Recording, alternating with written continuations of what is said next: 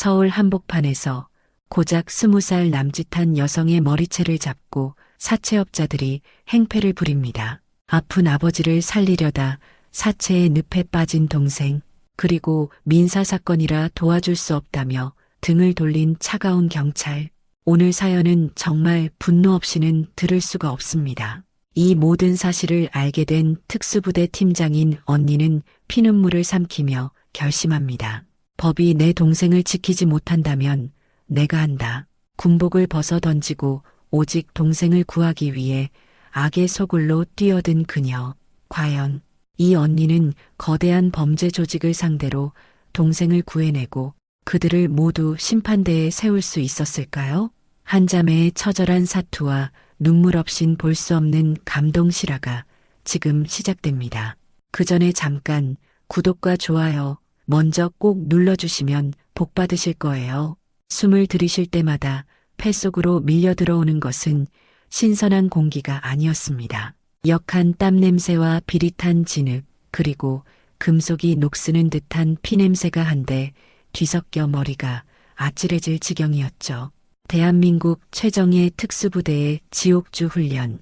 그 마지막 날에 뜨거운 태양이 머리 위에서 이글거리고 있었습니다. 이서연 대위는 이미 한계에 다다른 몸을 오직 정신력 하나만으로 간신히 끌고 있었습니다. 며칠 밤낮을 뜬 눈으로 버틴 탓에 눈앞은 흐릿하게 번졌다. 선명해지기를 반복했고 온몸의 근육은 마치 칼로 난도질 당하는 것처럼 비명을 질러댔습니다. 질척한 진흙 구덩이를 기어 나올 때마다 수십 킬로그램에 달하는 군장과 젖은 전투복이 그녀의 몸을 지옥의 문턱으로 끌어당기는 듯했습니다. 함께 훈련을 시작했던 건장한 대원들조차 하나둘씩 쓰러져 나갔습니다. 하지만 서연은 멈추지 않았습니다. 그녀는 이를 악물고 터져버린 입술에서 흘러나온 피맛을 삼키며 앞으로 또 앞으로 나아갔습니다. 마지막 장애물은 수직에 가까운 높은 벽이었습니다. 서연은 잠시 숨을 고르며 벽을 올려다보았습니다. 그 순간 머릿속이 새하얗게 비워지는 듯한 탈진감이 엄습했죠. 하지만 그녀의 눈에 한 사람의 얼굴이 어른거렸습니다. 환하게 웃으며 자신의 손을 흔들어주던 세상에 단 하나뿐인 혈육, 사랑하는 동생 서아의 얼굴이었습니다. 서아야, 조금만 더 버티면 너를 보러 갈 수 있어. 그 생각 하나가 그녀의 몸에 마지막 남은 연료를 들이붓는 듯 했습니다. 그녀는 포효하듯 기압을 내지르며 벽을 향해 달려나갔습니다. 거친 벽면에 손이 긁혀 살같이 벗겨지는 고통도 느껴지지 않았습니다. 마침내 벽의 정상에 올라 결승선을 향해 몸을 날렸을 때 그녀의 의식은 희미해졌습니다. 얼마나 지났을까? 누군가 자신의 어깨를 흔드는 감각에 서연은 힘겹게 눈을 떴습니다. 육중한 군화 소리와 함께 지휘관의 무뚝뚝한 얼굴이 보였습니다. 늘 엄격하고 설이 빨갛던 지휘관의 얼굴에 아주 희미하지만 분명한 존중의 빛이 서려 있었습니다. 고생 많았다. 이대위. 이번 기수에서 자네를 따라올 자가 없었어. 역시 자네야. 지휘관은 서연의 손에 누런 서류 봉투 하나를 쥐어주었습니다. 포상 휴가증. 그 세 글자가 흐릿한 시야 속으로 선명하게 파고들었습니다. 휴가. 그 단어가 주는 무게는 천근만근 같던 군장보다도 무겁게 느껴졌습니다. 서연은 마지막 남은 힘을 쥐어짜듯 힘겹게 몸을 일으켜 세웠습니다. 그리고는 허리를 꼿꼿이 세우고 흙먼지가 잔뜩 묻은 손으로 휴가증을 받아들었죠. 까맣게 그을리고 상처투성이인 얼굴 위로 아주 오랜만에 사람다운 희미한 미소가 아주 잠깐 스쳐 지나갔습니다. 지금 그녀의 머릿속은 온통 한 사람으로 가득 차 있었습니다. 얼마 전 어눌한 말투로 더듬거리며 전화기 너머에서 자랑하던 동생의 목소리가 귓가에 생생했습니다. 언니, 나 드디어 취직했어. 이제 언니 고생 안 시키고 내가 호강시켜줄게. 수화기 너머로 들려오던 그 대견하고 사랑스러운 목소리. 어릴 적 자신이 군인이 되겠다고 했을 때 헤어지는 것이 슬프다며 엉엉 울면서도 끝까지 자신의 꿈을 응원해 주었던 유일한 사람. 동생 서아를 만날 수 있다는 생각 하나만으로 지옥 같던 훈련의 고통도 봄눈 녹듯 사르르 사라지는 듯 했습니다. 서울로 향하는 KTX 열차는 부드럽게 미끄러지며 속도를 높였습니다. 서연은 딱딱한 좌석에 등을 기댄 채 빠르게 스쳐 지나가는 차창 밖 풍경을 멍하니 바라보았죠. 며칠간 보았던 삭막한 훈련장의 풍경과는 너무도 다른 평화롭고 일상적인 모습들이었습니다. 졸고 있는 회사원, 제잘거리는 아이들, 창밖의 푸른 들판. 이 모든 것이 마치 다른 세상의 이야기처럼 비현실적으로 느껴졌습니다. 그녀의 세상은 오직 손에 쥔 차가운 핸드폰 액정 안에만 존재하는 듯 했습니다. 그녀는 동생 서아와 나누었던 메시지를 몇 번이고 다시 읽고 또 읽었습니다. 언니, 드디어 휴가. 보고 싶어 죽는 줄 알았어. 나도 맛있는 거 사줄게. 아니야, 내가 살 거야. 나 이제 돈 버는 여자라고. 용산역 앞에 진짜 끝내주는 치킨집 알아놨어. 언니는 오기만 해. 동생의 밝고 명랑한 메시지 끝에 달린 귀여운 병아리 이모티콘이 서연의 지친 마음에 따스한 온기를 불어넣었습니다. 입가에 저절로 미소가 걸렸죠. 쌓였던 피로가 조금은 가시는 것 같았습니다. 그런데 문득 그녀의 손가락이 습관처럼 동생의 카카오톡 프로필을 눌렀습니다. 그리고 그 순간 서연의 미간이 미세하게, 아주 미세하게 찌푸려졌습니다. 활짝 웃고 있는 동생의 얼굴. 하지만 그 사진의 배경은 몇 달째 똑같은 볕도 잘 들지 않는 칙칙한 자취방 아니었습니다. 서연은 사진을 확대했습니다. 그러자 이전에는 보이지 않던 것들이 보이기 시작했습니다. 사진 속 동생의 미소는 어딘지 모르게 어색하고 위태로워 보였습니다. 자세히 보니 눈가가 살짝 부어 있는 것 같기도 했죠. 그 웃음은 입꼬리만 겨우 끌어올렸을 뿐 눈은 전혀 웃고 있지 않았습니다. 오히려 깊은 슬픔이나 피로감이 담겨 있는 듯 했습니다. 그녀는 동생의 얼굴 뒤로 보이는 배경을 꼼꼼히 살폈습니다. 벽지의 한쪽 구석이 살짝 벗겨져 있었고 작은 책상 위에는 정체를 알 수 없는 우편물 같은 것들이 어지럽게 쌓여 있었습니다. 취직했다면서 왜 더 피곤해 보이지? 불길한 생각이 찰나를 스쳤습니다. 서연은 가슴을 스치는 아주 사소하지만 불길한 예감을 애써 지워버렸습니다. 아니야, 내가 너무 예민한 거겠지. 사회생활이 처음이라 피곤해서 그럴 거야. 동생은 분명 잘 지내고 있을 거야. 그녀는 그렇게 스스로를 몇 번이고 다독였습니다. 그저 자신이 너무 오랜 시간 험하고 날 선 곳에 있다 보니 모든 것을 부정적으로 보는 것이라고 그렇게 치부해버리고 싶었습니다. 하지만 심장 한구석에 자리 잡은 작고 차가운 돌멩이 같은 불안감은 쉬이 사라지지 않았습니다. 용산역에 도착해 개찰구를 빠져나오자 후텁지근하면서도 활기 넘치는 서울의 공기가 그녀를 감쌌습니다. 사방에서 들려오는 열차 도착 안내 방송과 사람들의 왁자지껄한 소음이 오히려 정겹게 느껴졌습니다. 서연은 약속 장소인 역 앞의 치킨집에 약속 시간보다 15분이나 일찍 도착했습니다.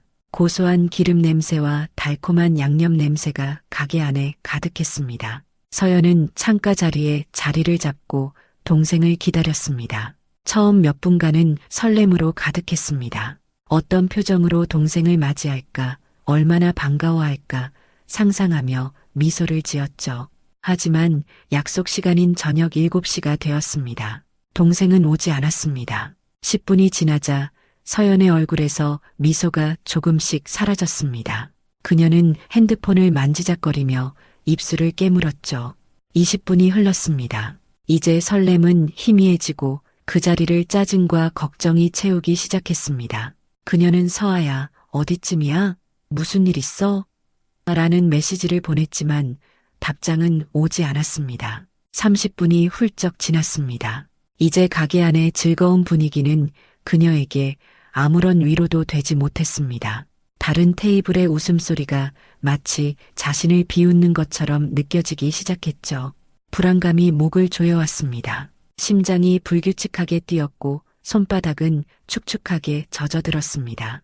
그녀는 결국 참지 못하고 동생의 번호로 전화를 걸었습니다. 익숙한 통화 연결음이 스피커를 통해 흘러나왔습니다. 길고 긴 신호음이 그녀의 심장을 쿵, 쿵, 쿵 하고 내리치는 것만 같았습니다. 결국 전화는 음성 사서함으로 넘어갔습니다. 바로 그 순간이었습니다. 포기하고 전화를 끊으려던 찰나 동생의 이름이 액정에 뜨며 전화가 걸려왔습니다. 서연은 터질 듯한 가슴을 쓸어내리며 안도의 한숨과 함께 전화를 받았습니다. 서아야, 너 어디야? 무슨 일 있어? 언니 한참 기다렸잖아. 그러나 수화기 너머에서 들려온 것은 애타게 기다리던 동생의 목소리가 아니었습니다. 짐승이 목을 긁는 듯한 귀에 거슬리는 혐오스러운 남자의 목소리였죠. 귀를 찢는 듯한 그 목소리에는 알아듣기 힘든 탁한 조선족 억양이 진하게 섞여 있었습니다. 그 목소리는 마치 녹슨 쇠붙이가 신경을 긁는 것처럼 소름 끼쳤습니다. 이서아, 그년 언니 되시나? 남자의 목소리는 얼음처럼 차갑고 잔인했습니다. 서연의 등줄기를 타고 식은 땀이 폭포수처럼 흘러내렸어요. 온몸의 신경이 바늘처럼 곤두서는 느낌이었습니다. 넌 누구야? 내 동생 어디 있어? 당장 받고. 서연은 애써 목소리에 떨림을 감추며 소리쳤습니다. 그녀의 목소리는 분노로 가득 차 있었지만 남자는 오히려 재미있다는 듯 비릿하고 역겨운 웃음소리를 냈습니다. 아이고, 우리 서아 언니 목소리가 아주 씩씩하네. 군인이라더니 정말인가 봐. 워워, 진정하시라. 내 동생 아주 편안한 곳에 잘 있어. 근데 말이야, 자꾸 언니 보고 싶다고 우네. 얼굴이 예뻐서 봐주려고 했는데 자꾸 울면 곤란하지 않겠어? 그것은 명백한 폭력의 암시였습니다. 서연의 피가 차갑게 식었습니다. 목소리라도 듣게 해줘. 서아가 괜찮은지 내 귀로 확인해야겠어. 머리는 잘 돌아가네. 근데 그건 안 되지. 지금은 우리 둘이서만 이야기할 시간이야. 똑똑히 들어. 5천만 원. 오늘 밤 자정까지야. 돈 준비 못하면 어떻게 되냐고. 글쎄, 내 동생 신장값이 딱 그 정도 하려나? 아니면 더 하려나? 내가 시장 조사를 좀 해보고 가격을 매겨야 하는데 말이야. 아, 혹시라도 경찰에 알릴 생각은 추호도 하지 마. 내가 경찰서 문턱을 넘는 순간 내 동생은 장기밀 매선에 실려서 태평양 한가운데를 떠다니게 될 테니까. 알아들었으면 대답해. 서연은 그 순간 온몸의 피가 차갑게 얼어붙는 것을 느꼈습니다. 세상의 모든 소리가 한순간에 사라지고 오직 그 악마의 목소리만이 귓속에서 무한히 울려 퍼지는 듯 했습니다. 핸드폰을 쥔 손이 부들부들 떨려왔고 서연은 자기도 모르게 자리에서 벌떡 일어섰습니다. 세상이 빙글빙글 도는 것 같았습니다. 서연의 뇌리를 강타한 것은 전화기 너머에서 들려온 악마의 목소리였지만 그녀의 심장을 얼어붙게 만든 것은 바로 눈앞에 펼쳐진 생지옥 같은 광경이었습니다. 치킨집의 거대한 통유리창은 마치 끔찍한 비극을 상영하는 스크린처럼 보였죠. 그 스크린의 주인공은 다름 아닌 그녀의 동생 서아였습니다. 신발도 신지 못한 하얀 맨발, 공포에 질려 잔뜩 겁을 집어먹은 동생의 얼굴은 종이장처럼 창백했습니다. 가쁜 숨을 몰아쉬느라 동생의 어깨가 위아래로 가파르게 들썩이는 것이 유리창 너머로도 선명하게 보였습니다. 반쯤 찢어진 블라우스와 헝클어진 머리카락은 방금 전까지 동생이 얼마나 격렬하게 저항했는지를 짐작하게 했습니다. 동생의 뒤를 바싹 뒤쫓는 두 명의 남자. 그들은 한눈에 보기에도 인간의 선이라고는 찾아볼 수 없는 오직 탐욕과 잔인함만이 가득한 얼굴을 하고 있었습니다. 기름에 전 머리카락과 싸구려 옷에서 풍기는 불쾌한 기운이 마치 유리창을 뚫고 들어오는 것만 같았죠. 지나가던 행인 몇몇이 놀라 걸음을 멈추고 수군거렸지만 누구 하나 선뜻 나서서 돕는 사람은 없었습니다. 모두가 약속이나 한 듯 그 끔찍한 광경에서 슬금슬금 시선을 피할 뿐이었습니다. 이 차갑고 무관심한 도시 한복판에 그녀의 동생은 완전히 혼자였습니다. 바로 그 순간이었습니다. 서연이 자리에서 튕겨나가듯 일어서는 바로 그 찰나, 덩치가 더 큰 남자가 비열한 웃음을 지으며 서아의 긴 머리채를 거칠게 잡아챘습니다. 그것은 단순한 제압이 아니었습니다. 인격을 모독하고 상대를 완전히 무력화시키려는 명백한 폭력이었죠. 동생의 머리가 힘없이 뒤로 꺾이며 목이 졸리는 듯한 짧은 비명이 터져 나왔습니다. 그 소리가 서연의 심장을 갈갈이 찢어놓는 것 같았습니다. 그녀의 눈은 순식간에 끓어오르는 분노로 붉게 충혈되었습니다. 온몸의 피가 머리끝으로 거꾸로 솟구치는 기분이었습니다. 그 짧디-짧은 찰나 서연의 뇌리에 차가운 글자들이 섬광처럼 스쳐 지나갔습니다. 지난 10년간 그녀의 몸과 마음에 문신처럼 새겨진 군법 조항들이었죠. 군인의 신분으로 민간인에 대한 폭력을 행사할 경우 그 지위와 공적을 막론하고 불명예 전역에 처하며 징역 X년 이하의 실형에 처할 수 있다. 불명예 전역. 그것은 군인에게 사형 선고나 다름없는 말이었습니다. 그녀가 청춘을 바쳐 지켜온 모든 것, 그녀의 자부심, 명예, 그리고 앞으로 남은 군 생활과 연금까지 이 모든 것이 한순간에 잿더미로 변할 수도 있었습니다. 아버지와 동생의 생계를 책임져야 하는 그녀에게 그것은 곧 가족 전체의 몰락을 의미했습니다.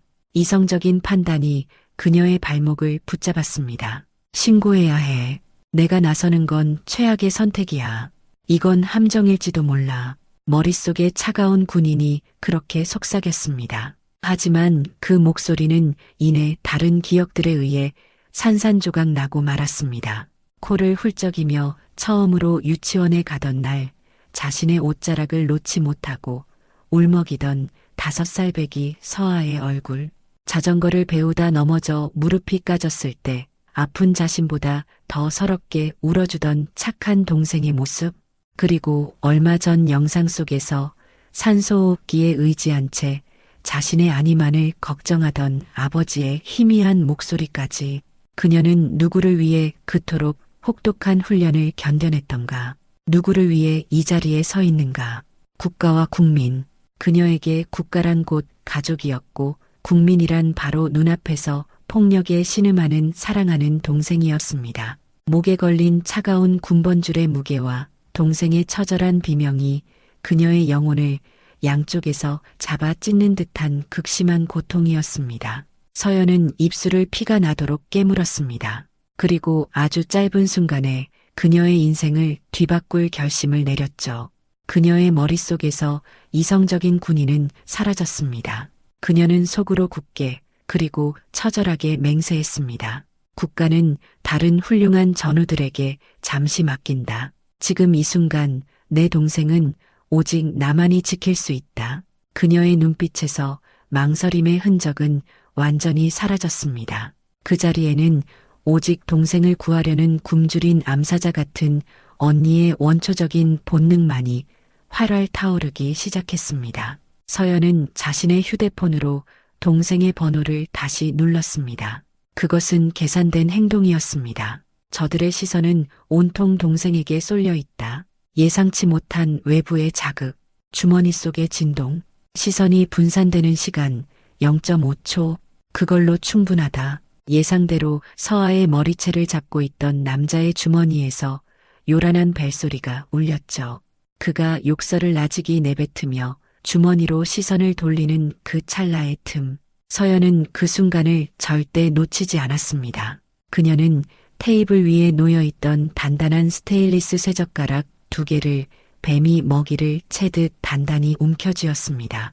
차갑고 묵직한 금속의 감촉이 손바닥에 선명했습니다. 그녀의 손 안에서 평범한 식사도구는 완벽하게 계산된 끔찍한 무기로 변모했습니다. 그리고 그녀는 바람처럼 가게 문을 박차고 뛰쳐나갔습니다. 그녀의 움직임에는 한치의 망설임이나 군더더기도 없었습니다.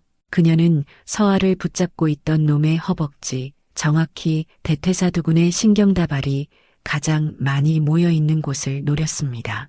그곳은 극심한 고통과 함께 일시적인 다리 마비를 유발하지만 치명상은 피할 수 있는 부위였죠. 그녀는 온 체중을 실어 젓가락을 깊숙하게 찔러 넣었습니다.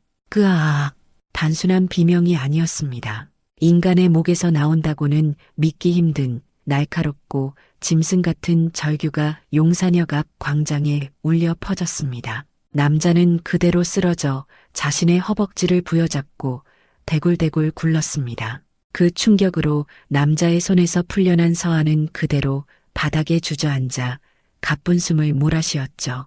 서연은 곧바로 동생을 자신의 등 뒤로 밀어 넣었습니다. 그녀의 몸은 동생을 완벽하게 가리는 하나의 견고한 방패가 되었습니다. 그리고는 낮고 단호한 전장의 지휘관 같은 목소리로 명령했죠. 서아야, 가게 안으로 들어가서 문 잠가.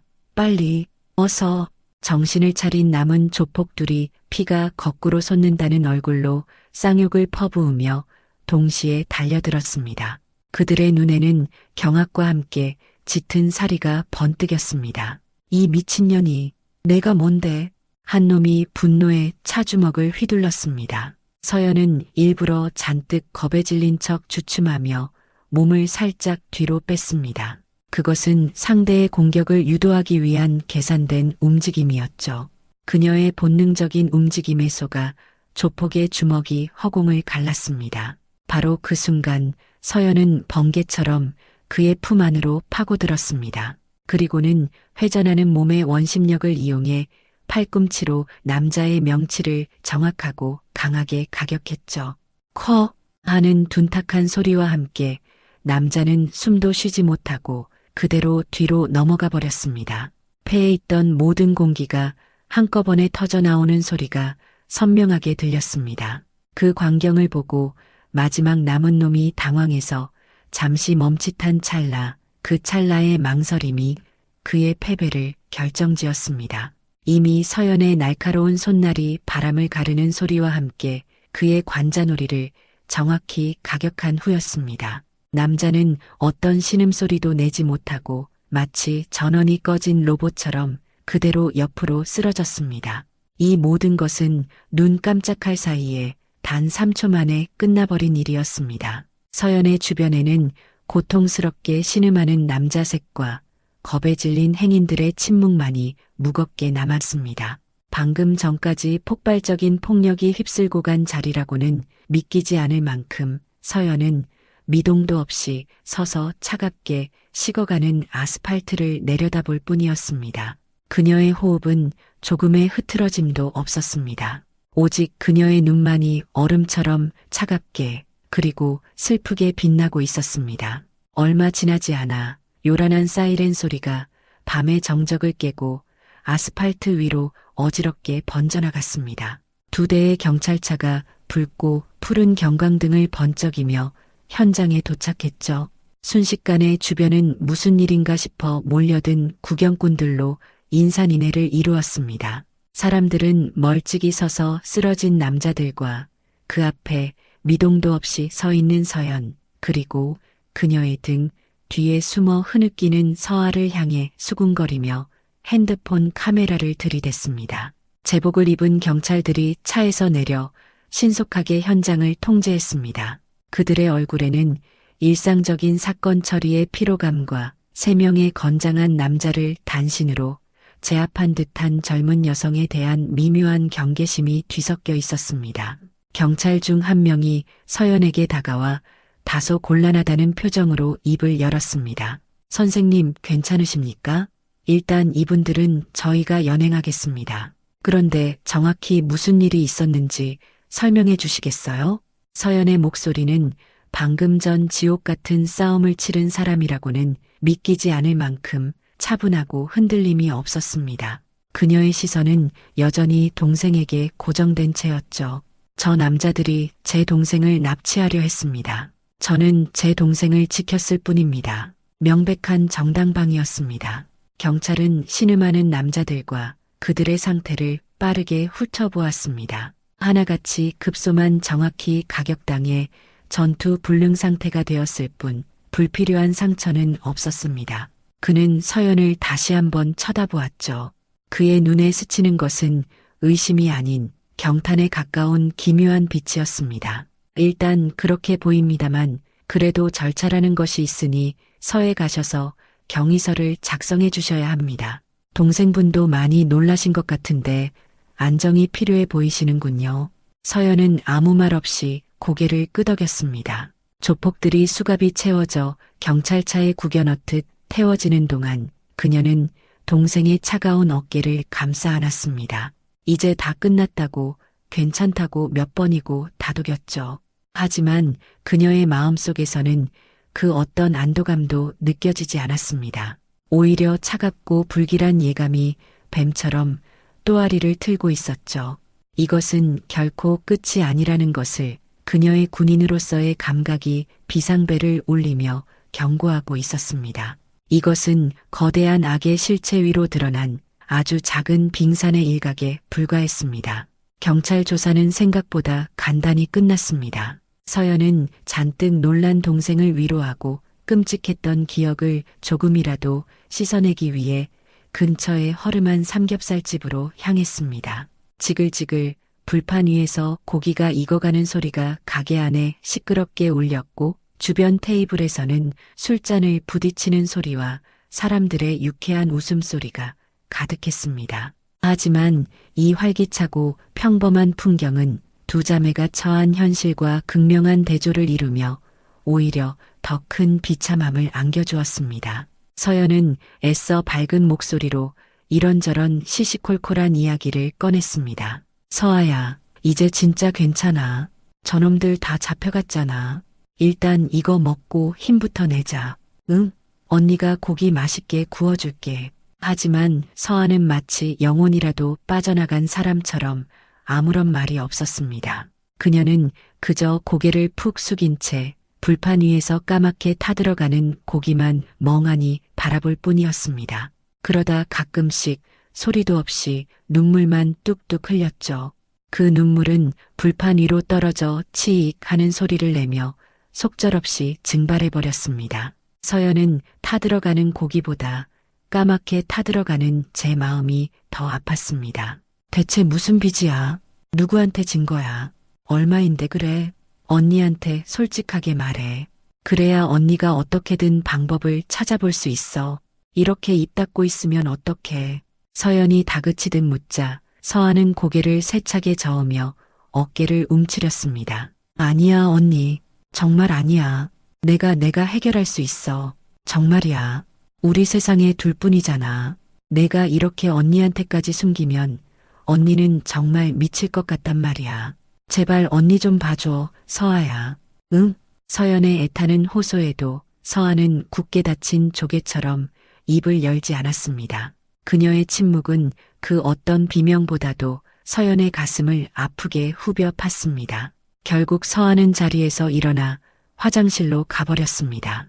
혼자 남은 서연은 테이블 위에 놓인 서아의 핸드폰을 무심코 바라보았습니다. 액정에는 미세한 금이 가 있었죠. 배경화면은 병상에 누워 계신 아버지의 수척한 얼굴 사진이었습니다. 억지로 웃어 보이려는 아버지의 얼굴에 깊게 팬 주름과 고통의 흔적이 서연의 마음을 철렁 내려앉게 했습니다. 그녀는 자신도 모르게 서아의 핸드폰 갤러리를 눌렀습니다. 행복했던 시절의 자매 사진 몇 장을 넘기던 그녀의 손가락이 아빠 영상이라는 이름의 폴더 앞에서 멈췄습니다. 심장이 불길하게 쿵쾅거렸습니다. 망설임 끝에 떨리는 손가락으로 영상을 재생했습니다. 화면 가득 병원의 차가운 흰색 벽과 복잡한 의료기기들에 둘러싸인 아버지의 얼굴이 나타났습니다. 삐 심장 박동을 알리는 기계음이 배경음처럼 깔렸죠. 아버지는 코에 산소호흡기를 낀 채 잠시 정신이 드신 듯 힘겹게 입을 열었습니다. 그의 목소리는 가을날 마른 낙엽이 바닥을 긁는 것처럼 건조하고 힘없는 속삭임이었습니다.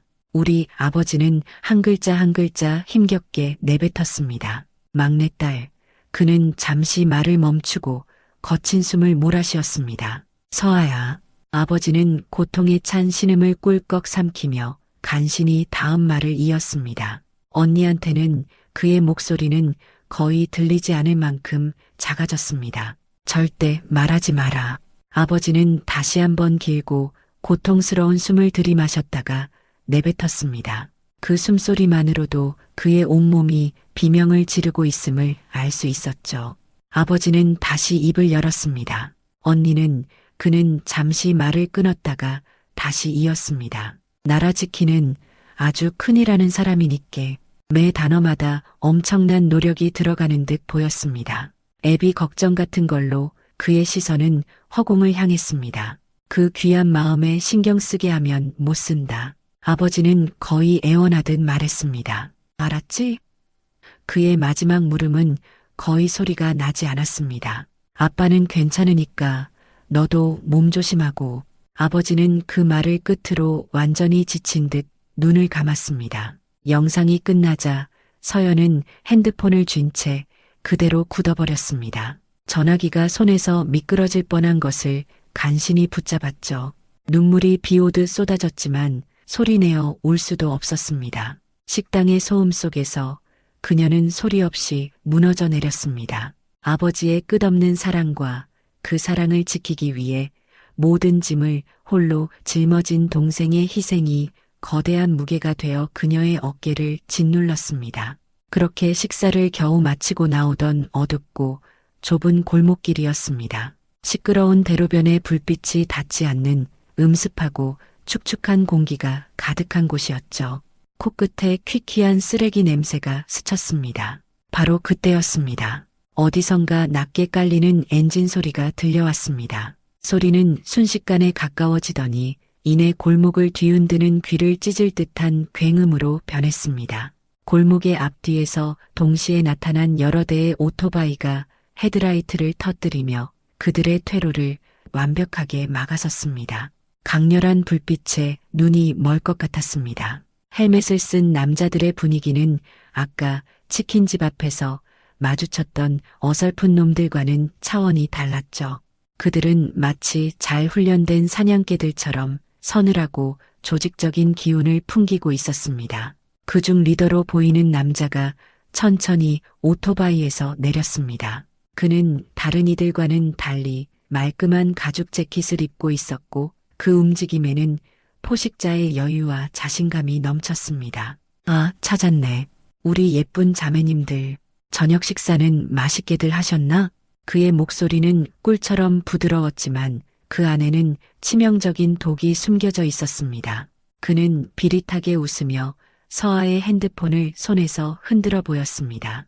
요즘 세상 참 좋아졌어. 이 작은 물건 하나면 겁먹은 쥐새끼가 어디에 숨었는지 다 알 수 있거든. GPS라고 알아? 멍청한 것들. 그는 천천히 서연에게 다가왔습니다. 그리고는 그녀의 귓가에 뱀의 속삭임처럼 치명적인 목소리로 말했죠. 우리 애들 병원비에 내년이 부린 객기값까지 두둑하게 얹어서 이자는 이제부터 1억이다. 오늘 밤까지 마련 못하면 둘 다 사이좋게 배 위에서 장기라도 팔아야 할 줄 알아라. 그의 선언에 서연의 눈앞이 다시 한번 캄캄해지는 것 같았습니다. 이것은 끝이 아니었습니다. 진짜 지옥은 이제부터 시작이었습니다. 서연은 망설일 틈도 없이 동생의 손을 잡고 미친 듯이 달리기 시작했습니다. 특수부대원인 서연의 체력은 상상 이상이었죠. 평범한 조폭들이 맨몸으로 그녀를 따라잡는 것은 불가능했습니다. 하지만 놈들은 끈질겼습니다. 오토바이의 굉음이 바로 등 뒤에서 악마의 숨소리처럼 쫓아왔죠. 서울 한복판, 네온사인이 번쩍이는 화려한 도시의 뒷골목에서 숨막히는 추격전이 벌어졌습니다. 그들은 쓰레기통을 넘어뜨리고 어두운 골목의 고인 무릉덩이를 밟으며 필사적으로 달렸습니다. 서연은 자신의 군사훈련 경험을 오직 도주를 위해 사용해야 했습니다. 낮은 담을 넘고 좁은 틈새를 비집고 들어가며 어떻게든 놈들을 따돌리려 애썼죠. 마침내 그들은 근처에서 가장 허름하고 눈에 띄지 않는 당장이라도 무너질 것 같은 낡은 모텔 안으로 몸을 던지듯 숨어들었습니다. 여관이라는 간판의 글자 몇 개는 이미 불이 나간 지 오래였습니다. 서연은 삐걱거리는 철문을 닫고 낡아서 헐거워진 잠금쇠를 거칠게 걸어 잠갔습니다. 오토바이의 굉음이 멀어지는 소리를 들으며 두 자매는 그대로 차가운 복도에 주저앉아 거친 숨을 몰아쉬었습니다. 그곳에는 오직 둘의 심장 소리와 희미한 곰팡이 냄새, 그리고 끝을 알 수 없는 깊은 절망만이 가득했습니다. 모텔 방의 낡은 문을 잠그자마자 참고 참았던 서아의 울음이 결국 둑이 무너지듯 터져 나오고야 말았습니다. 그녀는 그대로 차갑고 더러운 복도 바닥에 주저앉아 어린아이처럼 몸을 웅크린 채 서럽게 오열했죠. 그 울음소리에는 지난 몇 달간 그녀가 홀로 감내해야 했을 공포와 외로움, 그리고 깊은 절망이 모두 담겨 있었습니다. 서연은 동생을 부축해 방 안으로 이끌었습니다. 방 안의 공기는 무겁고 축축했습니다. 벽지는 습기에 젖어 군데군데 흉하게 울어 있었고 천장의 낡은 형광등은 금방이라도 수명이 닿을 것처럼 위태롭게 깜빡거렸죠. 코끝을 찌르는 퀴퀴한 곰팡이 냄새와 값싼 소독약 냄새가 한데 뒤섞여 구역질이 날 것 같았습니다. 이 작고 음습한 공간이 마치 자매의 절망적인 현실을 그대로 보여주는 듯 했습니다. 괜찮아, 서아야. 이제 언니한테 다 말해. 괜찮아. 무슨 일이 있었던 거야? 서연이 동생의 등을 부드럽게 쓸어내리며 속삭였습니다. 그 따뜻한 손길에 마침내 서아의 마지막 이성의 끈이 끊어졌습니다. 그리고 마침내 언니에게 차마 말할 수 없었던 모든 진실을 본물 터지듯 털어놓기 시작했습니다. 언니 아빠가 항암 치료를 시작하셨어. 의사 선생님이 약값이 한 달에 300만 원이 넘을 거라고 했어. 내가 공장에서 밤낮 없이 3교대로 일해도 도저히 감당이 안 됐어. 서하는 말을 잇지 못하고 어깨를 들썩였습니다. 지푸라기라도 잡는 심정으로 길에서 본 급전 해결이라는 전단지를 보고 전화를 걸었던 것이 모든 비극의 시작이었습니다. 처음에는 사무실의 깔끔한 인상과 직원의 친절한 미소를 보고 안심했다고 합니다. 그들은 서아의 사정을 듣고는 마치 자기 일처럼 안타까워하며 걱정 말라고 아주 낮은 이자로 필요한 돈을 빌려주겠다고 했죠. 그 사람들 말을 믿었어. 그래서 2천만 원을 빌렸어. 그 돈으로 급한 병원비는 막았어. 그리고 정말 죽기 살기로 일해서 원금은 거의 다 갚았다고 생각했는데 어느 날 갑자기 그놈들이 말도 안 되는 수수료랑 이자를 붙였어. 갑자기 빚이 5천만 원이라는 거야. 나는 그런 계약 한 적 없다고 따졌지만 계약서에 아주 작은 글씨로 다 쓰여 있는 내용이라며 비웃었어. 그때부터 진짜 지옥이 시작되었습니다. 처음에는 점잖던 전화 목소리가 점차 욕설과 폭언으로 변해갔고 밤낮을 가리지 않고 집으로 찾아와 문을 두드리며 행패를 부렸습니다. 문에는 빨간 레커로 끔찍한 욕설이 적히기도 했죠. 너무 무서워서 경찰에 찾아갔지만 돌아온 것은 그녀를 더 깊은 절망으로 밀어넣는 말이었습니다. 서아는 당시의 상황을 떠올리는 듯 몸을 부들부들 떨며 말을 이었습니다. 경찰서에 갔는데 젊은 경찰관이 내 말을 듣고는 한숨을 쉬면서 말했어. 아가씨, 이건 안타깝지만 개인 간의 돈 문제, 즉 민사예요. 저희가 직접 나서서 해줄 수 있는 게 법적으로는 없어요. 그 말을 듣는 순간 세상이 무너지는 것 같았어. 나라가, 법이 나를 버렸다고 생각했어.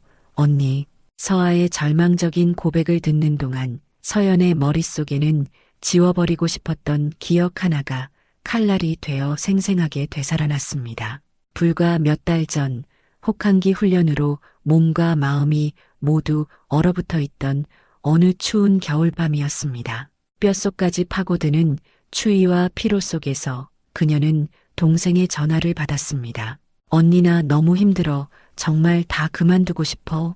전화기 너머로 들려오던 동생의 작고 떨리는 목소리. 하지만 당시 극도의 스트레스와 피로에 잠식되어 있던 서연은 그 절박한 구조 신호를 외면했습니다. 그녀의 머릿속에는 힘들다, 귀찮다, 나도 죽을 것 같다는 이기적인 생각뿐이었습니다. 그리고 그녀는 자신의 인생에서 가장 후회할 말을 내뱉고 말았죠. 나 지금 훈련 중이라 바쁘다. 세상에 너만 힘든 거 아니야. 다들 그렇게 버티면서 살아. 정신 똑바로 차리고 내 인생 내가 책임져. 서연은 그렇게 차갑게 일방적으로 전화를 끊어버렸습니다. 동생이 세상에서 가장 절실하게 자신의 도움을 필요로 했던 바로 그 순간 그녀는 동생의 손을 매정하게 놓아버렸던 것입니다. 서연은 눈앞에서 오열하는 동생의 모습과 전화기 너머로 울먹이던 과거 동생의 목소리를 번갈아 보았습니다. 과거의 자신의 차가운 말들이 날카로운 파편이 되어 현재의 그녀를 갈갈이 찢어놓는 듯 했습니다. 내가 내 동생을 이 지옥으로 밀어넣었다. 바로 내 손으로. 끔찍한 자책감이 거대한 파도처럼 그녀를 집어삼켰습니다. 서한은 울다 지쳐 서연의 무릎을 베고 웅크린 채 잠이 들었습니다. 서연은 동생의 뺨에 말라붙은 눈물 자국을 조심스럽게 닦아주었습니다. 그리고는 동생을 삐걱거리는 침대 위에 조심스럽게 눕혔죠. 동생이 깰까봐 숨소리조차 죽이며 그녀는 곰팡내 나는 화장실로 들어갔습니다. 문을 잠그자마자 그녀는 그대로 차가운 타일 바닥에 주저앉았습니다. 그녀는 샤워기를 가장 세게 틀었습니다. 싸아 하고 벽을 때리는 물소리에 기대어 그녀는 마침내 참았던 울음을 터뜨렸습니다. 하지만 그 울음은 소리가 없었습니다. 터져나오는 비명을 삼키기 위해 자신의 팔뚝을 피가 나도록 물어뜯으며 그녀는 짐승처럼 오열했습니다. 그녀의 몸은 통제할 수 없을 만큼 격렬하게 떨려왔습니다. 동생을 이 지경으로 만든 놈들에 대한 살이와 동생을 외면했던 자기 자신에 대한 혐오가 뒤섞여 그녀의 속을 까맣게 태웠습니다. 얼마나 울었을까. 마침내 눈물이 마르고 그녀의 속을 들끓게 하던 모든 감정들이 차갑게 식어버렸습니다. 그 자리에는 오직 강철처럼 차갑고 단단한 무서운 평온함만이 남았습니다. 서연은 천천히 고개를 들어 녹슨 거울 속에 비친 자신의 모습을 보았습니다. 눈은 퀭하고 얼굴은 말이 아니었지만 그 눈동자 안에는 이전에는 볼 수 없었던 지옥의 불꽃 같은 것이 이글거리고 있었습니다. 그녀의 손이 천천히 목으로 향했습니다. 그리고는 늘 함께했던 땀과 세월의 흔적이 밴 낡은 군번줄을 꺼내 들었죠. 손바닥 안에서 느껴지는 차가운 금속의 감촉. 그 위에는 국가와 국민에 대한 충성이라는 문구가 선명하게 새겨져 있었습니다.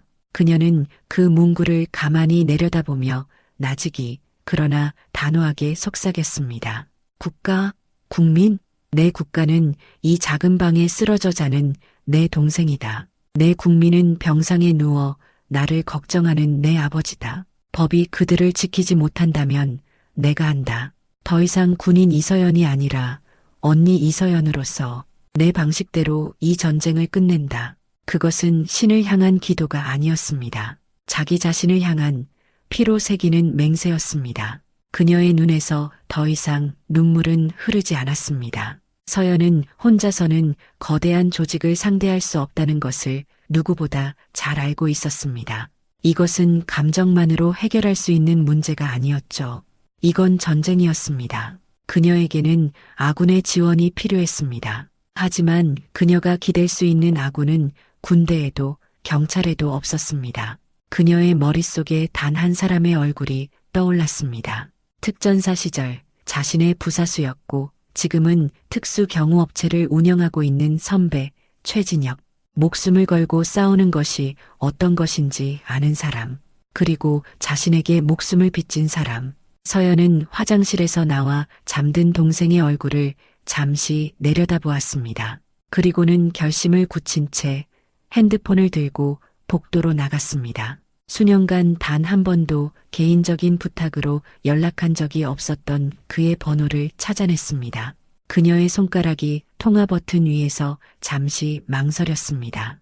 이것은 그녀가 한 번도 넘어본 적 없는 선이었습니다. 자신의 문제에 동료를 끌어들이는 것. 하지만 그녀에게는 더 이상 선택지가 없었습니다. 마지막 남은 자존심을 삼키며 그녀는 통화 버튼을 눌렀습니다. 선배님, 저 이서연입니다. 그녀의 목소리는 더 이상 피해자의 것처럼 떨리지 않았습니다. 낮고 통제되었으며 그 안에는 강철 같은 결의가 담겨 있었습니다. 잠시 침묵이 흘렀습니다. 염치 없지만 제발 좀 도와주십시오. 그것은 나약한 자의 애원이 아니었습니다. 이제 막 시작될 기나긴 전쟁을 앞둔 한 명의 군인이 자신의 유일한 아군에게 보내는 절박한 지원 요청이었습니다. 서연의 마지막 말이 채 끝나기도 전에 수화기 너머에서 깊은 침묵이 흘렀습니다. 그 몇 초의 시간이 영원처럼 길게 느껴졌죠. 서연은 자신도 모르게 숨을 참고 전화기 너머의 반응을 기다렸습니다. 거절당하면 어떡하지? 나를 귀찮아하면 어떡하지? 온갖 부정적인 생각들이 그녀의 머릿속을 스쳐 지나갔습니다. 하지만 전화기 너머에서 들려온 최진혁의 첫마디는 그녀의 모든 불안감을 한순간에 녹여버리는 낮고 따뜻한 목소리였습니다. 서연아. 그는 그저 그녀의 이름만 불렀을 뿐인데도 서연의 눈가가 뜨거워졌습니다. 진혁은 잠시 말을 멈추었다가 마치 그녀의 마음을 전부 꿰뚫어보고 있다는 듯이 말을 이었습니다. 내 목소리만 들어도 지금 내가 무슨 생각하는지 알겠다. 전부 내 탓이라고. 내가 조금만 더 신경 썼더라면 이런 일은 없었을 거라고. 내가 동생을 지키지 못했다고 그렇게 내 자신을 물어뜯고 있겠지. 서연은 아무 대답도 할 수 없었습니다. 전곡을 찔렸기 때문입니다. 아니야. 진혁의 목소리는 단호했습니다. 그 안에는 한치의 의심도 없는 확신이 담겨 있었죠. 절대로 내 탓이 아니야. 사람의 가장 절박하고 약한 구석을 이용해서 장난질을 친 그 개새끼들이 천하의 나쁜 놈들이지. 넌 아무것도 잘못한 거 없어. 그러니까 절대로 내 탓이라고 생각하지 마. 그의 말 한마디 한마디가 얼어붙었던 서연의 마음에 스며들어 딱딱하게 굳어있던 응어리를 녹여내는 듯 했습니다. 세상 모두가 등을 돌려도 단 한 사람만은 자기 편이라는 사실이 그녀에게 다시 일어설 힘을 주었습니다. 그러니까 다른 생각 아무것도 하지 말고 동생 옆에 꼭 붙어 있어. 내가 도착할 때까지 문 꼭 잠그고 누구에게도 절대 열어주지 마. 알았지? 내가 간다. 무슨 일이 있어도 내가 금방 간다. 전화가 끊기고 서연은 잠시 그 자리에 못 박힌 듯 서 있었습니다. 그리고는 천천히 스르르 주저앉았죠. 칠흑 같은 어둠 속에서 처음으로 발견한 한 줄기 빛. 그녀는 다시 한번 소리 없이 눈물을 흘렸습니다. 하지만 이번 눈물은 절망의 눈물이 아니었습니다. 그것은 고마움과 안도감, 그리고 이제부터 시작될 전쟁에 대한 결의가 담긴 뜨거운 눈물이었습니다. 한편 전화를 끄는 최진혁은 즉시 행동에 나섰습니다. 그는 자신이 운영하는 특수경호업체의 핵심 팀원들을 자신의 사무실로 긴급히 소집했습니다. 한밤중의 호출에 피곤한 기색이 역력한 대원들이 하나둘씩 사무실로 모여들었죠. 그들은 모두 진혁과 함께 생사를 넘나들었던 최정예 특수부대 출신의 베테랑들이었습니다. 진혁은 모여든 팀원들에게 방금 전 서연과의 통화 내용을 간략하게 설명했습니다. 설명을 들은 팀원들의 얼굴에는 동정심과 함께 곤란한 기색이 스쳐 지나갔습니다. 그들 중 가장 현실적인 판단을 하는 김 상사가 조심스럽게 입을 열었습니다. 진혁이 형, 마음은 알겠지만 이건 우리 일이 아니잖아. 우리가 지금 군인도 아니고 민간인 신분으로 조폭들이랑 싸움을 벌이는 건 너무 위험해. 잘못 끼어들었다가 우리 회사 문 닫고 다 같이 감방 갈 수도 있는 일이야. 이건 경찰에 맡겨야지. 그의 말에 다른 팀원 몇몇도 고개를 끄덕였습니다. 모두가 서연의 사정을 안타까워했지만 자신들의 인생까지 걸기에는 망설여지는 것이 사실이었습니다. 그들의 반응을 예상했다는 듯 진혁은 말없이 자리에서 일어나 창밖을 바라보았습니다. 그리고는 나직이 그러나 사무실 안에 모두가 들을 수 있도록 과거 이야기를 꺼냈습니다. 너희들 5년 전 아프간 작전 때 기억나나? 그 한마디에 사무실의 공기가 무겁게 가라앉았습니다. 그날의 기억은 모두에게 끔찍한 악몽이자 평생 잊을 수 없는 트라우마였기 때문입니다. 진혁의 목소리는 낮게 깔려 있었습니다. 사방이 적인 사막 한가운데서 우린 적의 매복에 완벽하게 걸려들었지. 분대원 하나는 총에 맞고 쓰러졌고 무전기는 박살났고 남은 총알은 몇 발 되지도 않았어. 사방에서 총알이 빗발치고 이제 정말 여기서 다 죽는구나 싶었지. 다들 포기하고 마지막을 준비하고 있었잖아. 진혁은 천천히 팀원들을 돌아보며 말을 이었습니다. 그때 그 지옥 한가운데로 누가 걸어 들어왔는지 알아? 갓 부임한 신참 장교였던 이서연 대위였어.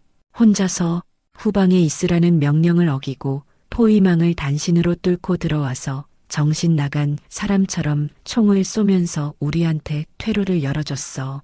그 가녀린 몸으로 부상당한 대원을 등에 업고 수 킬로미터를 달렸지. 그는 자신의 가슴팍을 툭툭 쳤습니다. 내 심장 바로 옆에 파편이 박혔을 때 정신 잃기 직전에 본 게 이대위 얼굴이었어.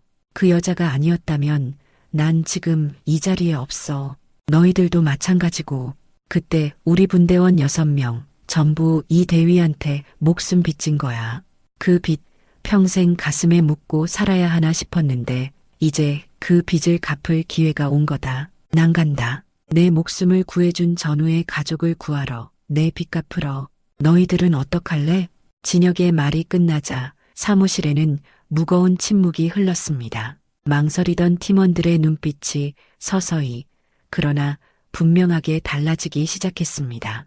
현실에 안주하며 잠시 잊고 살았던 군인의 심장, 전우를 위해서라면 기꺼이 목숨을 내던졌던 뜨거운 심장이 다시 뛰기 시작한 것입니다. 아까 반대했던 김 상사가 가장 먼저 자리에서 일어나 허리를 숙였습니다. 죄송합니다. 제가 생각이 짧았습니다. 작전 계획을 브리핑해 주십시오. 저희도 함께 하겠습니다. 그의 말을 시작으로 모든 팀원들이 일제히 자리에서 일어나 결연한 표정을 지었습니다. 더 이상 그들은 평범한 회사의 직원이 아니었습니다. 그들은 다시 하나의 팀이자 전우가 되었습니다. 진혁은 사무실 벽에 걸린 커다란 화이트보드로 다가갔습니다. 그는 보드마카를 들고 거침없이 글씨를 써내려가기 시작했습니다. 작전명 거미줄 소탕, 1단계 목표 인질의 신변 확보 및 안전지역으로의 구출, 2단계 목표 흑사파의 완전 괴멸 및 소탕, 3단계 목표 추가 피해자 존재 유무 확인 및 구출 작전. 진혁은 곧바로 자신의 정보망을 총동원해 흑사파에 대한 정보를 긁어 모으기 시작했습니다. 그의 전화 통화는 짧고 간결했으며 전부 암호처럼 들리는 그들만의 언어로 이루어졌습니다. 잠시 후 정보를 제공하는 측에서 전화가 걸려왔습니다. 진혁의 얼굴이 통화를 하는 내내 점점 더 어둡고 굳어져 갔습니다. 마침내 그가 전화를 끊고 팀원들을 돌아보았을 때 그의 눈에는 차가운 분노가 이글거리고 있었습니다. 일이 생각보다 훨씬 더 커졌다. 이 새끼들 단순한 불법 사채업자가 아니야. 돈을 못 갚는 채무자들을 감금하고 장기 밀매까지 손대는 놈들이래. 서아 씨 말고도 그들의 본거지에 잡혀있는 피해자들이 더 있는 것 같다. 그의 말에 팀원들의 얼굴에도 경악과 함께 깊은 분노가 서렸습니다. 이제 이 작전은 단순히 전우를 돕는 것을 넘어섰습니다. 이것은 인간의 존엄성을 짓밟는 사회의 암적인 존재들을 뿌리 뽑는 정의로운 성전이 되었습니다. 사무실 안에는 더 이상 어떤 망설임이나 두려움도 존재하지 않았습니다. 오직 차갑게 타오르는 정의감과 반드시 이겨야 한다는 굳은 결의만이 가득할 뿐이었습니다. 마침내 결전의 날이 밝았습니다. 흑사파가 납치한 피해자들을 모아놓고 작업을 준비한다는 바로 그 운명의 밤이었죠. 인천항 근처 비릿한 바닷바람과 생선 썩는 냄새가 뒤섞여 역한 악취를 풍기는 버려진 수산물 냉동창고. 자욱하게 깔린 밤안개가 달빛마저 삼켜버린 어둠 속에서 검은 그림자들이 조용히 움직이기 시작했습니다. 서연과 최진혁의 팀원들은 머리부터 발끝까지 소음이 거의 나지 않는 무광의 검은 작전복으로 갈아입었습니다. 얼굴은 검은 바라클라바로 가려 오직 차갑게 빛나는 두 눈만이 드러나 있었죠. 그들은 약속이나 한 듯 말없이 각자의 장비를 마지막으로 점검했습니다. 권총이 아닌 테이저건, 수갑 대신 단단한 케이블 타이, 그리고 서로의 위치와 상황을 공유할 소형 무전기까지. 그들의 움직임에는 불필요한 행동이나 감정의 동요가 전혀 없었습니다. 이것은 분노에 찬 복수국이 아니었습니다. 한치의 오차도 용납되지 않는 고도로 훈련된 전문가들의 작전이었습니다. 서연은 창고의 거대한 철문을 바라보며 차갑게 식은 자신의 손을 움켜쥐었습니다. 그녀의 분노는 더 이상 들끓는 용암이 아니었습니다. 모든 것을 얼려버릴 듯한 날카롭고 차가운 빙하가 되어 그녀의 심장을 채우고 있었죠. 서아야, 아버지, 보고 계세요. 제가 오늘 이 지옥을 전부 끝장낼게요. 그녀는 눈을 감고 마지막으로 가족의 얼굴을 떠올리며 자신의 모든 것을 이번 작전에 걸기로 굳게 맹세했습니다. 최진혁과 그의 팀원들이 먼저 창고의 외곽 경비를 맡았습니다. 한때 진짜 전장을 누비며 생사를 넘나들었던 그들에게 어중이 떠중이 조폭들은 어린아이 장난 수준에 불과했죠. 기술 담당 팀원이 근처에 주차된 밴 안에서 노트북을 두드렸습니다. 곧 창고 주변의 모든 CCTV 화면은 아무 일도 없는 평화로운 과거의 영상이 반복되는 상태로 바뀌었죠. 두 명의 경비가 담배를 나눠 피우며 시시덕거리고 있었습니다. 그들의 등 뒤로 진혁과 다른 팀원이 소리 없이 다가갔습니다. 마치 밤의 어둠이 사람의 형상으로 변한 듯한 움직임이었죠. 한 손이 경비의 입을 틀어막아 비명소리를 원천 차단하는 것과 동시에 다른 팔이 목을 감아 경동맥을 압박했습니다. 경비들은 컥 하는 소리와 함께 몇 초 만에 정신을 잃고 쓰러졌습니다.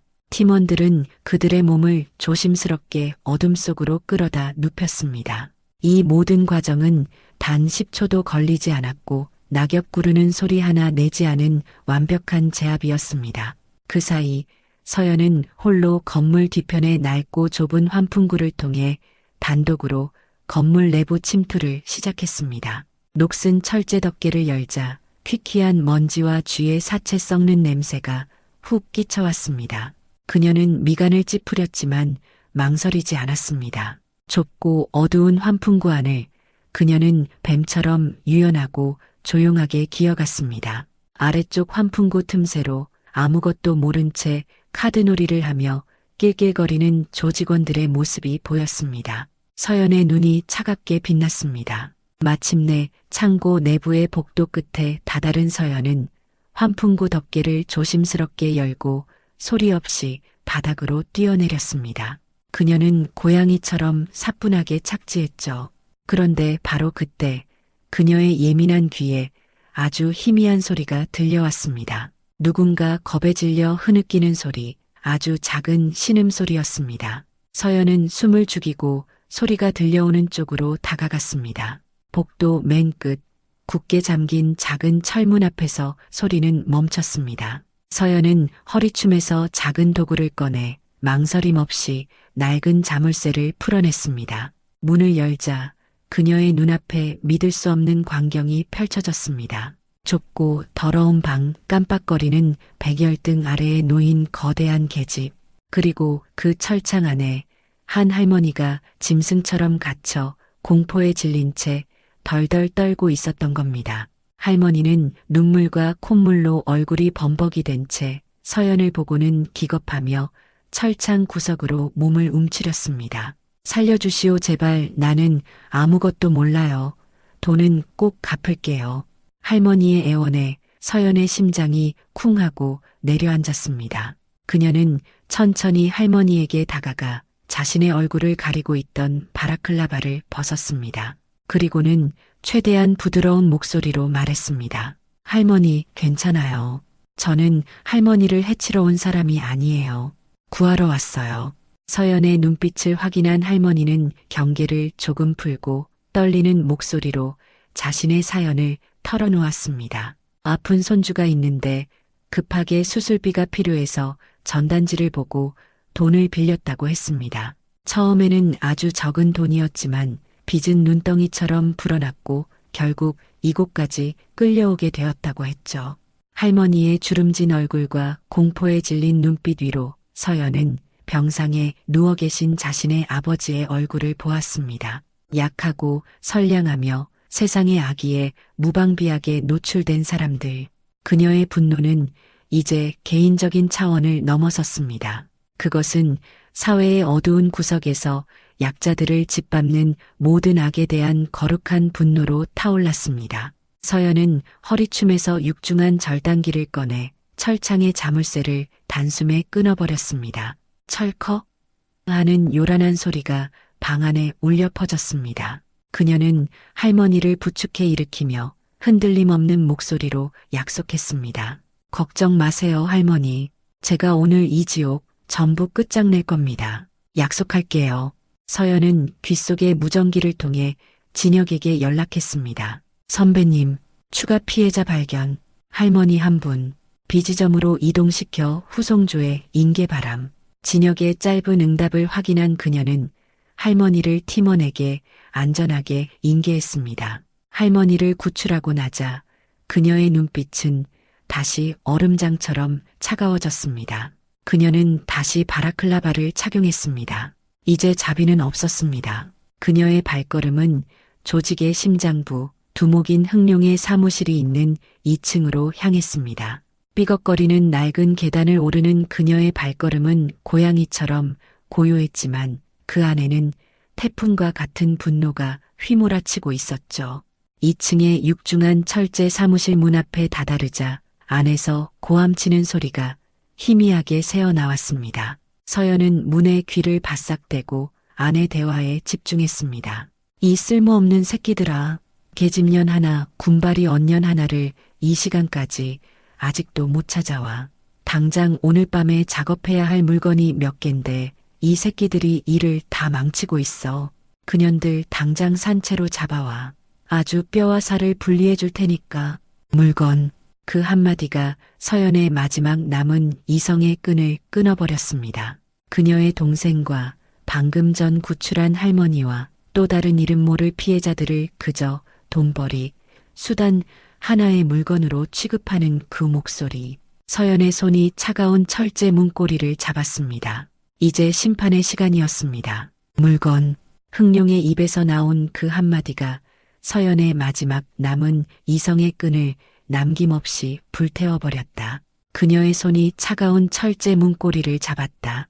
그녀는 짧게 숨을 들이마셨다. 온몸의 근육이 폭발 직전의 에너지로 팽팽하게 수축했다. 다음 순간 그녀는 자신의 온 체중을 실어 강철로 된 문을 향해 몸을 날렸다. 쾅! 지축을 울리는 듯한 굉음과 함께 육중한 철문이 경첩이 뜯겨져 나가며 안쪽으로 나라가 벽에 처박혔다. 사무실 안에서 역겨운 농담을 짓거리며 웃던 흥룡과 그의 핵심 조직원들은 갑작스러운 파괴적인 등장에 경악을 금치 못했다. 그들의 얼굴에서 웃음기가 사라지고 당황과 분노가 뒤섞인 표정이 떠올랐다. 뭐야, 이 미친년이. 가장 가까이 있던 조직원 하나가 허리춤에서 번쩍이는 칼을 뽑아들고 그녀에게 달려들었다. 하지만 이미 늦었다. 서연의 움직임은 인간의 눈으로 따라잡기 힘든 속도였다. 그녀는 달려드는 남자의 칼날을 피하는 대신 오히려 그 안으로 파고들었다. 그녀의 손이 남자의 손목을 뱀처럼 휘감아 꺾었다. 뚜두둑 하고 뼈가 어긋나는 끔찍한 소리가 울려 퍼졌고 남자의 손에서 풀려난 칼은 허공으로 튀어올랐다. 서연은 그 칼을 놓치지 않고 공중에서 낚아챘다. 크악!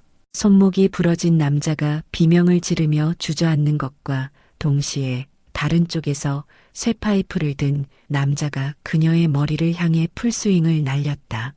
윙 하고 바람을 가르는 소리가 서연의 귓가를 스쳤다. 그녀는 허리를 숙여 파이프를 피하는 동시에 방금 전 빼앗은 칼의 손잡이 부분으로 남자의 목젖을 강하게 가격했다.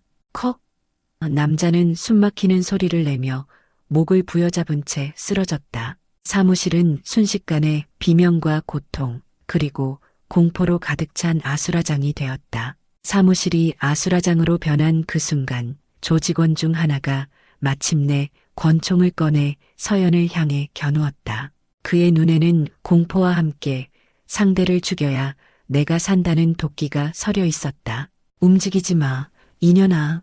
쏘기 전에 시간이 느리게 흐르는 것 같았다. 남자의 손가락이 방아쇠 위에서 미세하게 떨리는 것이 보였다. 하지만 서연의 몸은 그의 협박보다 빨랐다. 그녀는 옆에 있던 의자를 발로 걷어차 다른 조직원의 다리를 향해 날렸다. 그가 균형을 잃고 비틀거리는 그 찰나의 순간을 이용해 서연은 흑룡의 거대하고 호화스러운 마호가니 책상을 박차고 공중으로 날아올랐다. 그것은 중력을 거스르는 듯한 우아하면서도 치명적인 도약이었다. 그녀는 총을 든 남자의 바로 위에서 착지하며 그의 총을 쥔 팔을 꺾어내렸다.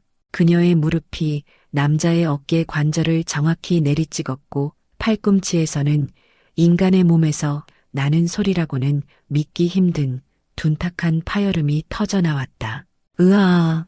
남자의 팔은 기괴한 각도로 꺾여버렸고 총은 그의 손에서 힘없이 떨어져 바닥을 굴렀다. 서연은 멈추지 않았다. 그녀는 상대를 죽이지 않았다. 다만 가장 고통스럽고 가장 효율적인 방식으로 다시는 일어설 수 없도록 상대를 전투 불능 상태로 만들 뿐이었다. 그녀의 움직임은 분노에 찬 폭력이 아니었다. 수년간의 훈련으로 완성된 소름 끼치도록 아름답고 치명적인 살인 예술에 가까웠다. 그녀는 마치 물 흐르듯 다음 상대를 향해 움직이며 관절기와 급소가격으로 남은 조직원들을 차례차례 쓰러뜨렸다. 불과 1~2분 만에 사무실에는 폭풍이 휩쓸고 지나간 듯한 정적이 흘렀다. 그 중심에는 숨소리 하나 흐트러지지 않은 서연이 서 있었다. 사무실 바닥에는 값비싼 양주와 피, 그리고 신음하는 남자들만이 어지럽게 널려 있었다. 이제 이 방에 서 있는 것은 서연과 벽구석에 몰려 사시나무 떨듯 떨고 있는 흑룡 단둘뿐이었다. 흑룡의 얼굴에서는 이전의 오만함과 잔인함은 찾아볼 수 없었다. 그는 하얗게 질린 얼굴로 자신의 부하들이 추풍낙엽처럼 쓰러지는 광경을 믿을 수 없다는 듯 바라보다가 서연과 눈이 마주치자 비굴한 목소리로 목숨을 구걸하기 시작했다. 자, 잠깐만. 우리 이야기 좀 하자. 오해가 있었던 것 같다. 서연은 아무 말 없이 먹잇감을 향해 다가가는 흑표범처럼 천천히 그리고 위압적으로 그에게 다가갔다. 그 모습에 질겁한 흑룡은 더욱 필사적으로 외쳤다. 돈을 원하는 거냐? 그래, 돈을 주마. 10억? 아니, 20억. 내가 원하는 만큼 얼마든지 주겠다. 평생 발 뻗고 먹고 살게 해줄 테니 제발 목숨만은. 서연은 그의 앞에서 걸음을 멈췄다.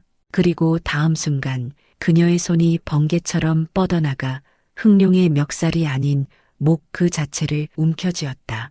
그녀는 거구의 흑룡을 가볍게 들어올려 그의 등 뒤에 있던 육중한 책상 위로 그대로 내리꽂았다. 와장창 책상 위의 서류와 값비싼 술병들이 바닥으로 떨어지며 박살이 났다. 서연은 버둥거리는 흑룡의 귓가에 지옥의 악마처럼 차갑고 서늘한 목소리로 속삭였다. 내 놈이 망가뜨린 인생들이 대체 얼마인데 감히 그 더러운 입으로 돈 따위를 짓거려. 내 동생이 저 아래 갇혀있던 할머니가 흘린 공포의 눈물이 얼마짜리인 줄 알아. 이 벌레만도 못한 놈아. 서연은 흑룡을 책상에서 끌어내려 사무실 한가운데에 질질 끌고 와 강제로 무릎을 꿇렸다. 그리고는 품 안에서 소중히 간직하고 있던 구겨진 아버지의 사진을 꺼내 그의 눈앞에 들이밀었다. 똑똑히 봐.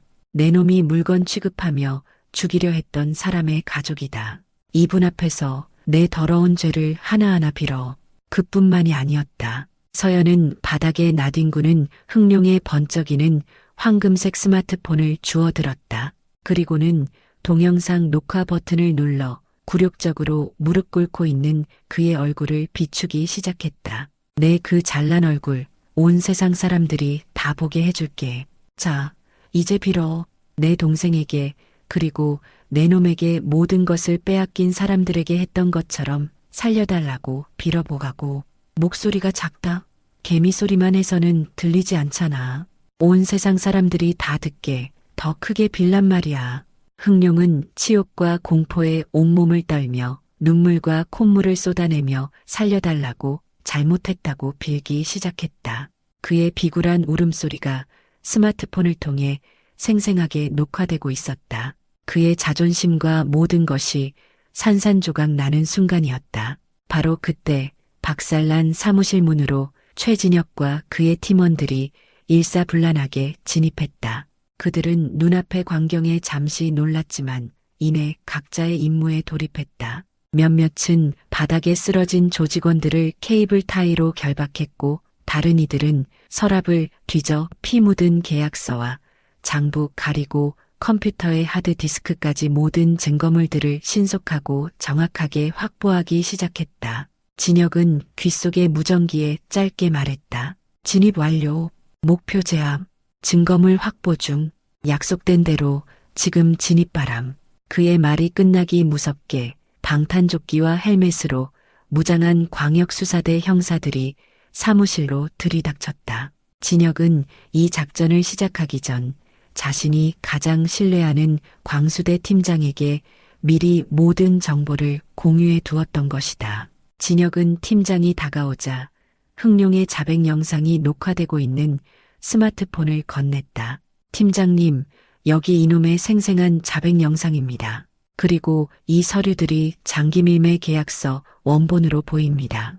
팀장은 굳은 얼굴로 고개를 끄덕였다. 그의 시선은 잠시 모든 것을 끝내고 차갑게 서 있는 서연에게 머물렀다.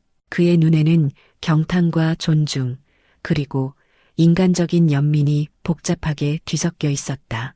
형사들의 카메라 플래시가 터지기 시작했다. 악의 제국이 무너지고 마침내 정의의 깃발이 꽂히는 순간이었다. 그날의 사건 이후 대한민국은 한동안 흑사파에 대한 충격적인 뉴스로 들끓었습니다. 저녁 시간대 주요 뉴스는 연일 이 사건을 톱기사로 다루었죠. TV 화면 속 단정한 아나운서는 믿을 수 없다는 듯한 표정으로 원고를 읽어내려갔습니다. 충격적인 소식입니다. 서울과 수도권을 중심으로 활동해온 거대 불법 사채 조직, 이른바 흑사파가 일망타진되었습니다. 이들은 단순한 사채업을 넘어 채무자들을 감금하고 장기까지 밀매하는 엽기적인 범죄 행각을 벌여온 것으로 드러나 우리 사회에 큰 충격을 주고 있습니다. 화면은 곧이어 경찰이 공개한 증거 자료들을 비추었습니다. 그 중에서도 대중의 분노를 가장 크게 일으킨 것은 한 언론사를 통해 유출된 흥룡의 굴욕 영상이었습니다. 영상 속에서 그토록 잔인하고 오만했던 악의 수괴는 무릎을 꿇고 눈물 콧물을 쏟으며 비굴하게 목숨을 구걸하고 있었죠. 이 영상은 그의 모든 범죄 혐의를 입증하는 결정적인 증거가 되었을 뿐만 아니라 그의 사회적 생명까지 완전히 끊어버렸습니다. 결국 흥룡은 법정 최고형인 무기징역을 선고받았습니다. 그가 평생을 바쳐 쌓아올린 악의 제국은 하룻밤 사이에 모래성처럼 무너져 내렸고 그의 가족들마저 그의 만행에 등을 돌렸죠. 교도소에 수감된 그는 다른 재소자들의 완벽한 조롱거리로 전락했습니다. 저기 봐, 저놈이 여자 군인 하나한테 벌벌 기면서 무릎 꿇고 질질 짜던 놈이래. 그 비웃음은 그가 평생 짊어져야 할 죽음보다 더한 형벌이 되었습니다. 폭풍이 지나간 자리에는 상처 입은 사람들이 남았습니다. 하지만 그들은 더 이상 혼자가 아니었죠.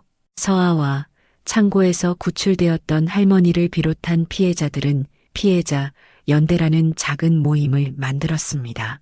그들은 정기적으로 만나 서로의 아픔을 보듬어주고 법률적 지원과 심리 상담을 함께 받으며 상처를 치유해 나갔습니다.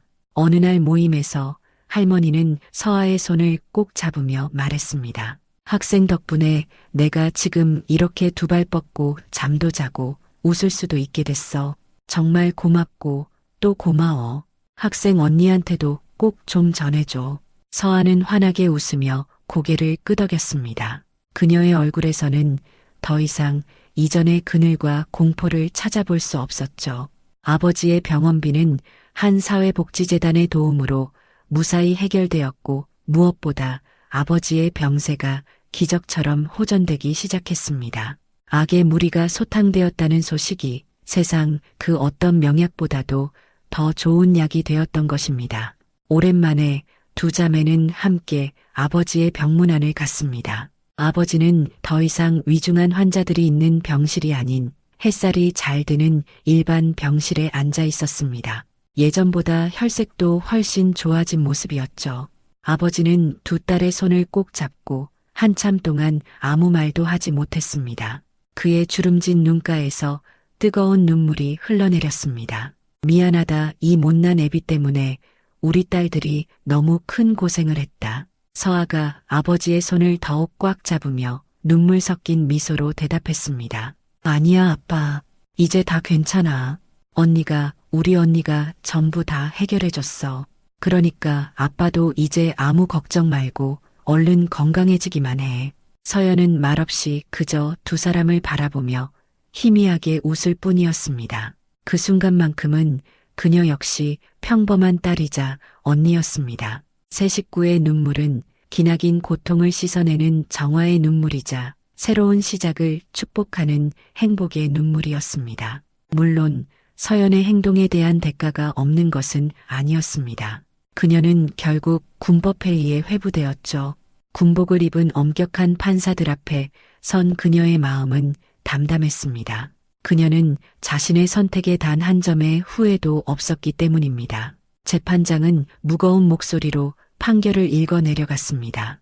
이서연 대위의 행동은 명백히 군법의 일부 조항을 위반한 것이다. 그러나 재판장은 잠시 말을 멈추고 서연을 바라보았습니다. 그러나 피고의 행동이 수십 명의 무고한 생명을 구하고 경찰조차 애를 먹던 거대 범죄 조직을 소탕하는 데 결정적인 기여를 한 점이 인정된다. 피고가 지키고자 했던 것이 사사로운 이익이 아닌 위기에 처한 국민의 생명이었음 또한 참작하지 않을 수 없다. 증인석에 앉아있던 서연의 직속상관인 부대장이 자리에서 일어나 발언했습니다.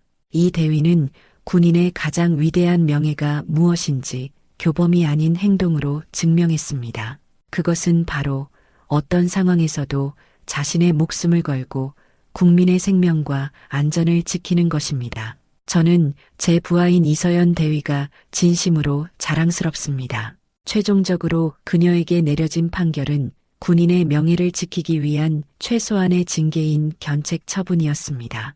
그것은 사실상 그녀의 행동이 정당했음을 군이 인정해 준 것이나 다름없었죠.